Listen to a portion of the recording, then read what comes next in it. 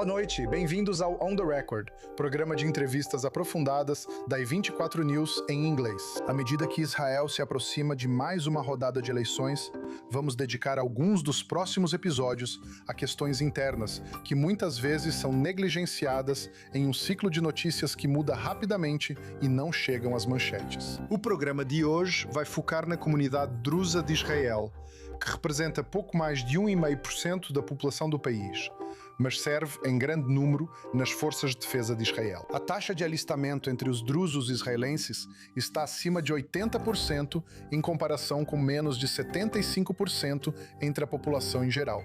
E a maioria deles se alista em unidades de combate. O sacrifício compartilhado de soldados judeus e drusos lutando lado a lado, especialmente na guerra desde 7 de outubro, tem sido descrito como uma aliança de sangue, Brit Damim.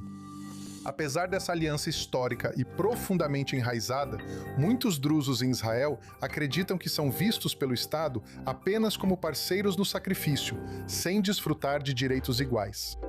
Em vez de uma aliança de sangue, eles desejam ver uma aliança de vida.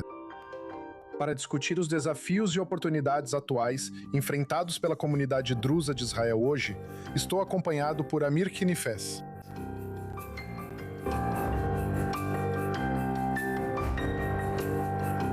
Nifas é o presidente do Centro Druso de Israel e do Movimento Druso pela Democracia e Igualdade. Ele é professor de Política e Relações Internacionais em instituições acadêmicas em Israel e no exterior, e está concorrendo nas próximas primárias do Partido Democratas de Centro-Esquerda. Amir, muito obrigado por se juntar a mim esta noite. Obrigado por me receber. Então quero começar lendo algo que você escreveu há pouco menos de 2 anos, e estou citando aqui. Para muitos jovens drusos, 7 de outubro simboliza uma profunda perda de confiança no governo israelense. Por um lado, a comunidade drusa abraça o povo de Israel e o povo de Israel a abraça. As tragédias compartilhadas, vividas tanto por cidadãos judeus quanto drusos, nos unem como uma única família enlutada. Por outro lado, o governo de Israel continua a restringir os drusos com leis como a Lei do Estado-nação e a Lei Kamanitz. Essas leis deixam os drusos à margem e os afastam ainda mais da sociedade israelense. Agora, essas são as suas palavras. Agora, vamos falar especificamente sobre essas leis daqui a pouco. Mas antes de tudo, 2 anos depois, essa ainda é a experiência dos drusos em Israel hoje? Infelizmente, essa é a verdade sobre a situação dos drusos em Israel em 2026. É muito triste que, como você disse no começo, a gente ainda tem essa sensação de que estamos no nível do sangue, aliança, e nunca passamos realmente para uma aliança de vida, como sempre quisemos ser. E isso é muito prejudicial e eu diria que torna tudo mais difícil. Quando você tem essa sensação de que o Estado só lembra de você quando você se sacrifica, só quando você está na linha de frente e só quando você tem soldados mortos na linha de frente. E isso torna tudo muito complicado para a geração jovem, que continua fazendo perguntas também sobre o seu futuro no Estado de Israel. Então temos esse sentimento de que, por um lado, nós nos integramos totalmente em certas áreas. Na sociedade israelense, nas forças de segurança, nós nos percebemos como parte integrante da sociedade israelense e do Estado de Israel. Onde, por outro lado, temos essa discriminação contínua por parte do Estado. Como você mencionou, algumas das leis discriminatórias que o governo atual e os governos anteriores de direita realmente trouxeram para a comunidade drusa. Então, onde essa discriminação atinge o druso comum em seu dia a dia, quero dizer, vamos deixar de lado, sabe, os valores, o sentimento de pertencimento ao Estado ou qualquer coisa assim. Quero trazer isso para a realidade do dia a dia de um druso. Onde essa discriminação atinge um druso? Bem, eu diria que existem 2 níveis. Você tem um nível com leis declarativas, como as leis do Estado-nação, onde, obviamente, isso te coloca em uma posição em que você se sente um estranho e um cidadão de segunda classe. Porque não há nada ali sobre igualdade. Não há nada ali sobre compartilhar o muscris, futuro e o Estado. A ideia. Por outro lado, você tem as leis de Kamenetz, que também têm efeitos concretos no terreno, o que está impedindo de longe o desenvolvimento de nossas aldeias e cidades. Então, onde a lei de Kamenetz, por exemplo, é uma lei que impede nossa geração jovem de construir suas casas. Ela impede nossos conselhos locais de trazerem áreas industriais. Ela impede, você sabe, nossos empresários de terem novos projetos e, você sabe, startups. Então, sentimos essa discriminação diariamente. Diariamente. E sem falar de todas as multas que nossos jovens estão pagando até agora por causa das moradias ilegais nas cidades drusas. Então, obviamente, como eu disse, temos dois níveis de leis. Mas se juntarmos todas elas, eu diria que descrevem algo muito discriminatório. Um retrato da situação da comunidade drusa em Israel. Então vamos realmente analisar essas leis. Vamos começar com a Lei Básica do Estado-nação. O Knesset a aprovou em 2018. Basicamente, ela consagra a identidade de Israel como Estado-nação do povo judeu, com autodeterminação nacional, um direito reservado à população judaica de Israel. Ela também designa o hebraico como língua oficial, enquanto rebaixa o árabe para um status especial. Até agora, hebraico, árabe e inglês estavam no mesmo nível, mas isso não para por aí. Ela também prioriza o desenvolvimento de assentamentos judaicos. E é aqui que eu acho que a Lei Kamenetz entra. E a Lei Kamenetz é basicamente uma lei que ajuda as autoridades a reprimir construções ilegais. E então, se você prioriza as licenças de construção apenas para as comunidades judaicas, aqueles que não são judeus muitas vezes se veem limitados em suas permissões de construção. Eles acabam construindo ilegalmente. E então você tem essa Lei Kamenetz, que dá ao governo mais poder para tomar medidas proativas para demolir essas casas, emitir ordens de despejo e assim por diante. Então, a combinação dessas leis, você está dizendo que transforma os judeus em cidadãos de segunda classe em Israel. É só isso? Diga com a gente a melhor maneira de descrever isso. As mudanças que estamos forçando de longe.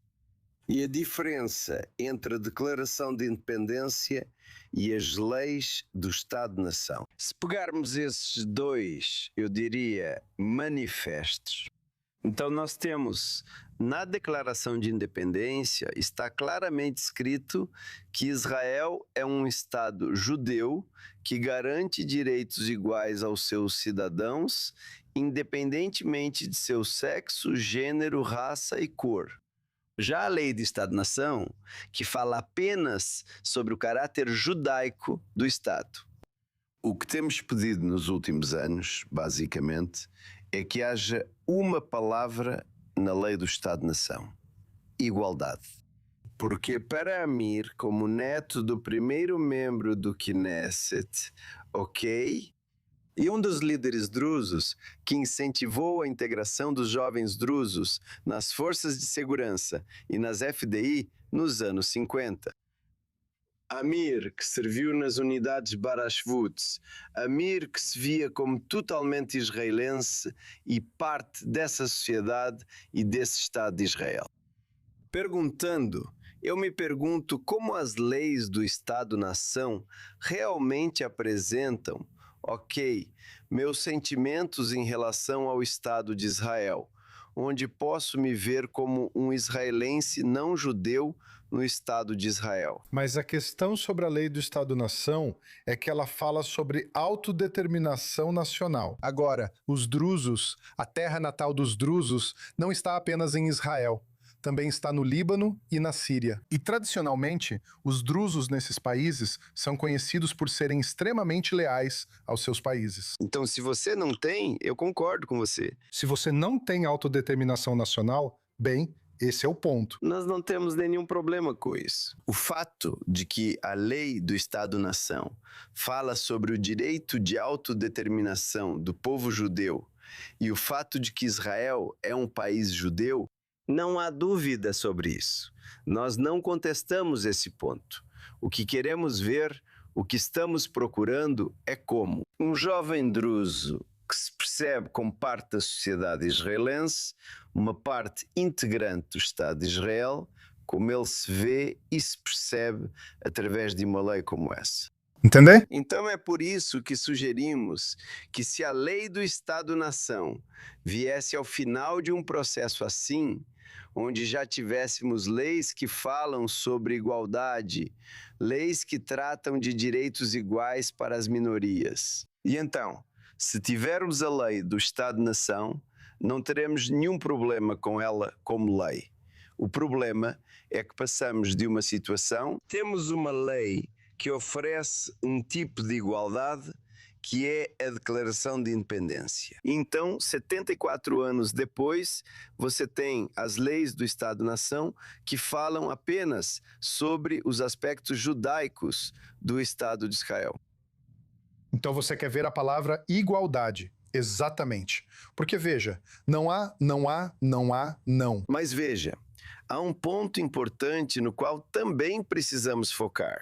É o fato de que, para a comunidade drusa, eles olham para as leis do Estado-nação do ponto de vista da cidadania. Ao contrário de outras minorias em Israel, que percebem isso como parte do conflito israelo-palestino, e isso são coisas completamente diferentes. Veja, isso é muito importante. Se você se lembra, houve 2 manifestações em Tel Aviv naquela época, em 2018.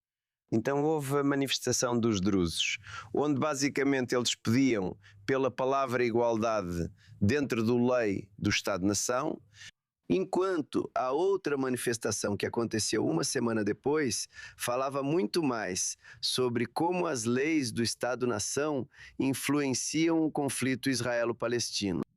Essa é uma distinção muito importante. Exatamente. Agora, como mencionei, a região central dos drusos não está apenas em Israel. Na verdade, a maioria dos drusos vive na Síria, cerca de 700 mil. Agora, estamos um pouco mais de um ano após o massacre dos drusos em Sueida, na Montanha Drusa, onde quase 2.000 drusos foram mortos por tribos beduínas e também por algumas forças do governo apoiadas ou incentivadas pelo novo governo em Damasco. Então, estamos pouco mais de um ano após esses eventos. Qual é, quero dizer?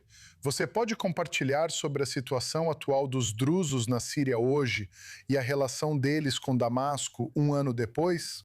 Sim, bem, obviamente quase não há relações entre o novo governo em Damasco e a província de Sueida, que tem maioria drusa.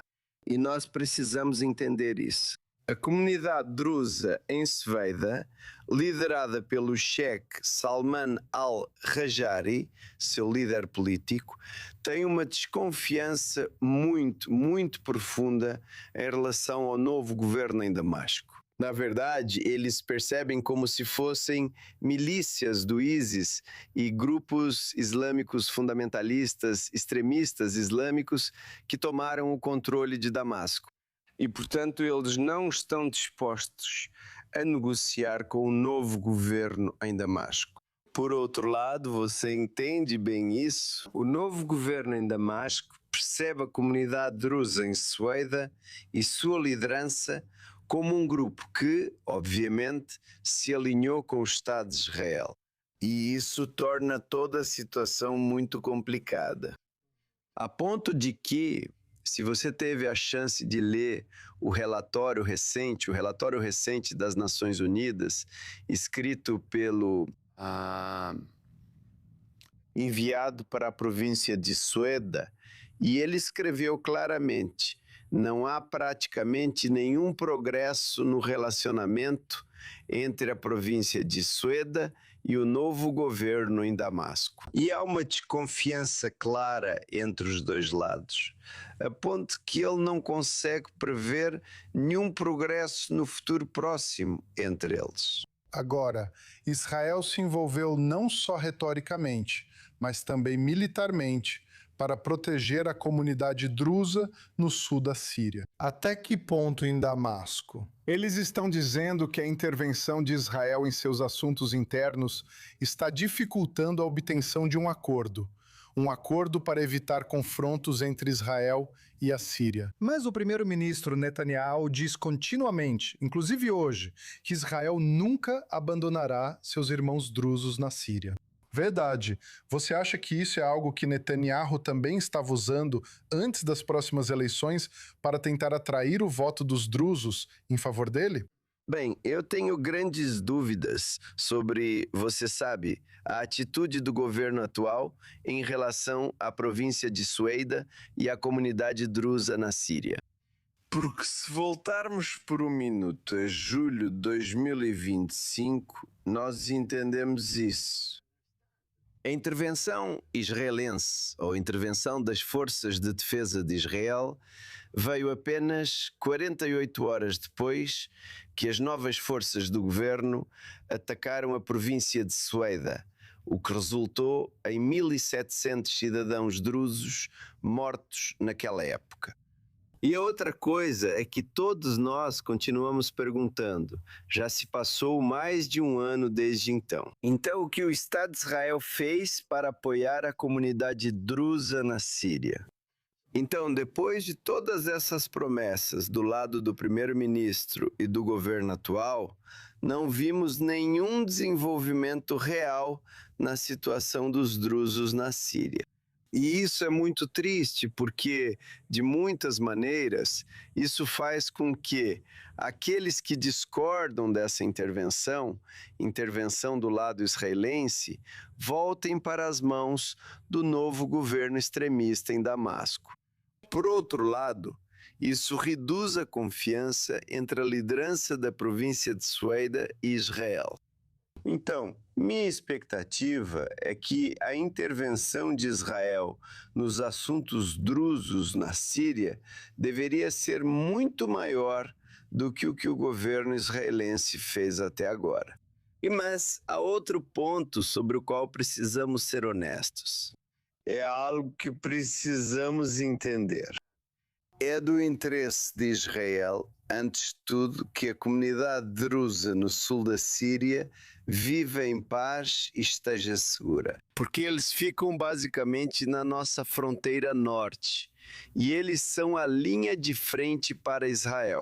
Enfrentando o novo governo extremista e fundamentalista do ISIS, que agora está em Damasco, apoiado pelo governo turco e por Erdogan. Então, esse é um desafio que vai afetar Israel daqui para frente. Agora, olhando um pouco para o futuro, eu quero mudar um pouco de assunto e falar das próximas eleições.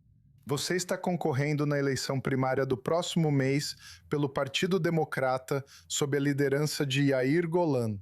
Quem é Yair Golan? Primeiro de tudo, por que os democratas? E em segundo lugar, o que Yair Golan está oferecendo nessa questão das relações de Israel?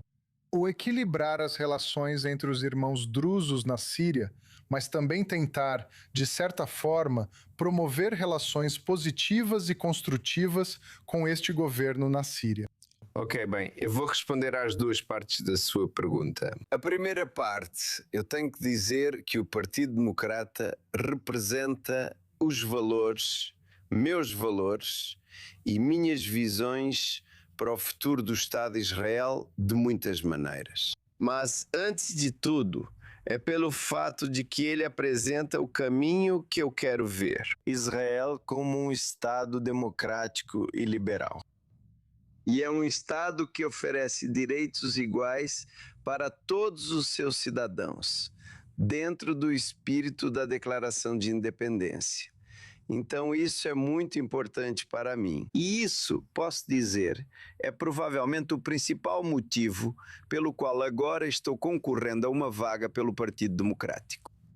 Agora, quanto à segunda parte da sua pergunta, eu acredito que Yair Golan, como ex-chefe do Comando Norte das Forças de Defesa de Israel, entende muito bem a sensibilidade daquela região.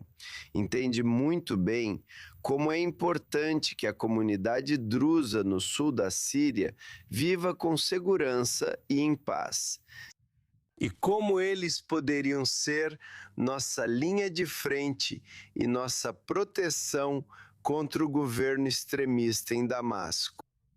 Agora, você escolheu concorrer por um partido de centro-esquerda, não especificamente um partido druso. Nestas eleições, veremos pela primeira vez em 50 anos um partido druso concorrendo, Brit Hashem. Sim. E a crítica deles é que os candidatos drusos que se encontraram em grandes partidos não conseguiram promover mudanças reais e defender as questões drusas. Então, o que faz você sentir que o Partido Democrata é o partido certo, em vez de concorrer por um partido druso?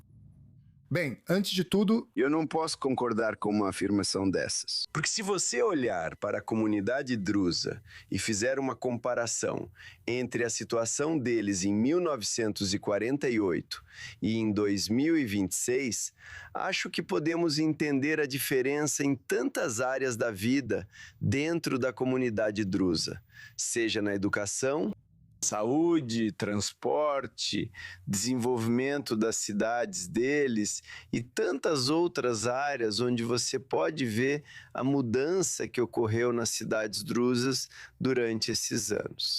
Então eu não vou concordar com essa afirmação que diz que nada mudou dentro da comunidade drusa e que a situação é a mesma. Mas eu concordo que devemos olhar também para o copo meio vazio. O copo meio vazio de água, onde não podemos ignorar o fato de que a comunidade drusa ainda sofre discriminação em certas áreas, onde eles precisam de muito mais investimento, muito mais desenvolvimento, muito mais, incentivo do Estado Central ou do governo central. E nessa parte, eu definitivamente concordo com essa afirmação de que precisamos de mais. Nós merecemos mais. Nós demos tudo o que tínhamos para o Estado de Israel e para a sua segurança. E nós merecemos todo o apoio do governo central em Jerusalém. E as coisas precisam mudar. A lei do Estado-nação deve ser mudada. A lei da Knesset, com certeza, deveria ser eliminada, E temos tantas coisas para melhorar.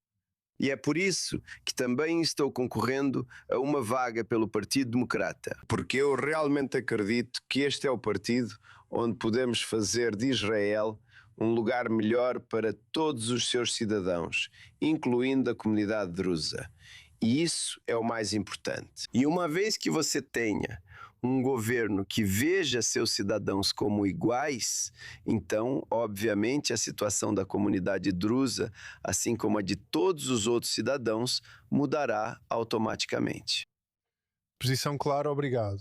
Agora vamos à última parte do programa, o segmento de perguntas rápidas. Mostrarei 3 fotos. Diga brevemente a primeira coisa que vem à mente. Esta é a primeira foto. Este é o presidente dos Estados Unidos, Donald Trump, e o presidente da Síria, Ahmad al-Shara, na Casa Branca. Eu nunca apertaria a mão dele. Com qual deles? Com o da direita. Só depois de um banho. Tudo bem. Vamos passar para a próxima foto. Estes são enlutados reunidos ao redor do caixão do tenente-coronel druso-israelense Salman Habkabka, na vila de Yanukjat, no norte de Israel, em 3 de novembro de 2023. Estou concorrendo a uma vaga para transformar o pacto de sangue entre os drusos e o povo judeu e o Estado de Israel de pacto de sangue para pacto de vida. Certo. E a última foto. Este é o presidente turco Recep Tayyip Erdogan. Líder muito perigoso. Eu nunca confiaria nele. E uma das razões pelas quais precisamos proteger e defender a comunidade drusa no sul da Síria é por causa desse homem. Uma posição muito clara. Quero agradecer novamente a Mir Knifes por se juntar a mim e compartilhar a importante posição da comunidade drusa de Israel. E desejo boa sorte para você nas primárias do próximo mês. Obrigado. Vamos encerrar por aqui. Por enquanto, obrigado por estar conosco. Fique ligado na próxima semana aqui no On The Record. Você pode encontrar o episódio de hoje e todos os programas anteriores no YouTube e no Spotify. Obrigado por assistir.